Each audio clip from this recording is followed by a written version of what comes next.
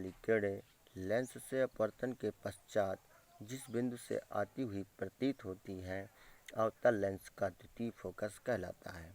अब next heading पढ़ेंगे guys, focus दूरी। फोकल लेंथ क्या होती है, लेंस की फोकस दूरी क्या होती है, लेंस की फोकल लेंथ क्या होती है। अब देखिए, फोकस एवं प्रकाशिक केंद्र के बीच की दूरी को फोकस दूरी कहते हैं।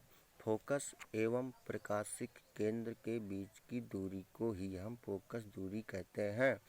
इसे स्मॉल एफ से प्रदर्शित करते हैं। प्रथम फोकस दूरी को स्मॉल f1 से एवं द्वितीय फोकस दूरी को स्मॉल f2 से व्यक्त करते हैं। इस प्रकार प्रकाश चिन्हों की परिपाटी से स्पष्ट है कि उत्तल लेंस की फोकस दूरी धनात्मक तथा अवतल लेंस की फोकस दूरी ऋणात्मक होती है। उत्तल लेंस में फोकस वास्तविक तथा अवतल लेंस में आभासी होता है। जब लेंस के दोनों ओर माध्यम समान होता है तो लेंसों की दोनों फोकस दूरियों का आंकिक मान बराबर होता है, अर्थात small f2 equal to minus small f1। Next heading हम पढ़ेंगे फोकस तल। लेंस का फोकस तल क्या होता है। फोकल प्लेन मुख्य अक्ष के लंबवत तथा फोकस से होकर जाने वाले तल को फोकस तल कहते हैं। लेंस के दो मुख्य फोकस होने के कारण उसके दो फोकस तल होते हैं, प्रथम फोकस तल तथा द्वितीय फोकस तल। ओके, ये आपका लेंस कंप्लीट हुआ। और लेंस कितने प्रकार के होते हैं, वैसे तो प्रायः दो प्रकार के होते हैं, उत्तल लेंस और अवतल लेंस। अब अवतल के भी 3 लेंस होते हैं और उत्तल के भी लेंस 3 प्रकार के होते हैं। ये हमने आपको परिभाषा में हमने आपको पूरा समझाया। अब आपका जो नेक्स्ट हेडिंग है वो बनेगा पतले लेंस द्वारा प्रतिबिंब बनने के नियम। जो पतले लेंस द्वारा कैसे प्रतिबिंब बनता है उसका हम नियम समझाने जा रहे हैं।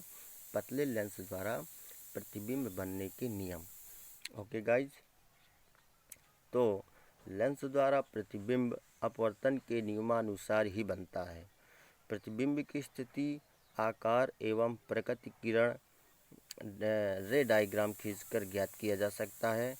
इसके लिए निम्न नियम है, हम बता रहे हैं। पहला नियम क्या है, लेंस के प्रकाशिक केंद्र से होकर जाने वाली किरण बिना विचलित हुए अपवर्तित होती है।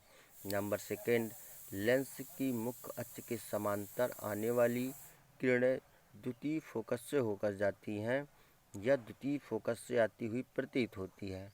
नंबर तीसरा, लेंस प्रथम फोकस से होकर आने वाली किरणें या प्रथम फोकस की ओर आने वाली किरणें लेंस से अपवर्तन के पश्चात मुख्य अक्ष के समांतर हो जाती हैं।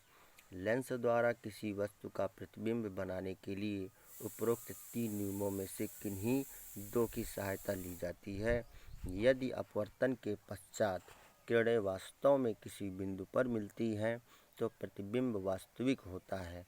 इसके विपरीत, यदि अपवर्तित किरणें वास्तव में कहीं नहीं मिलती हैं तो उन्हें पीछे बढ़ाने पर वे जहां पर मिलती हुई प्रतीत होती हैं वहां पर बनने वाला प्रतिबिंब आभासी वर्चुअल होता है।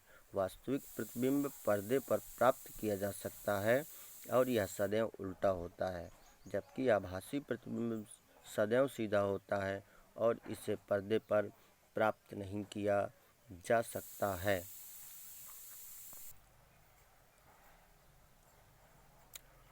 अब हम पढ़ेंगे लेंस की क्षमता, power of lens. What is the power of lens. उत्तल लेंस आपतित किरणों को अपसारित तथा अवतल लेंस आपतित किरणों को अपसारित कर देता है।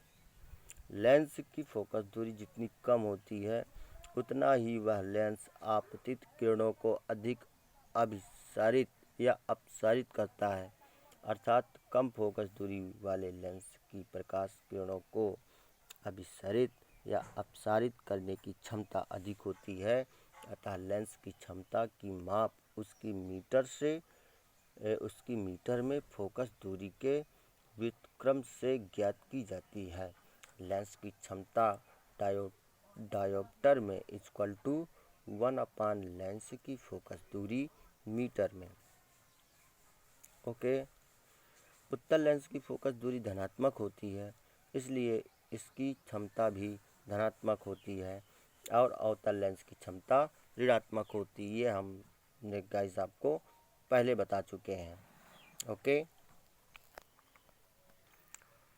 Linear magnification of the image, प्रतिबिंब का रेखीय आवर्धन। लेंस से बने प्रतिबिंब की लंबाई तथा वस्तु की लंबाई के अनुपात को प्रतिबिंब का रेखीय आवर्धन कहते हैं। यदि प्रतिबिंब की लंबाई स्मॉल l तथा वस्तु की लंबाई o हो तो प्रतिबिंब का रेखीय आवर्धन small m equal to small l upon o होगा। यदि लेंस की प्रतिबिंब की दूरी v तथा वस्तु की दूरी u हो तो प्रतिबिंब का रेखीय आवर्धन small m equal to v upon u होगा। ये रेखीय आवर्धन m equal to I upon o equal to v upon u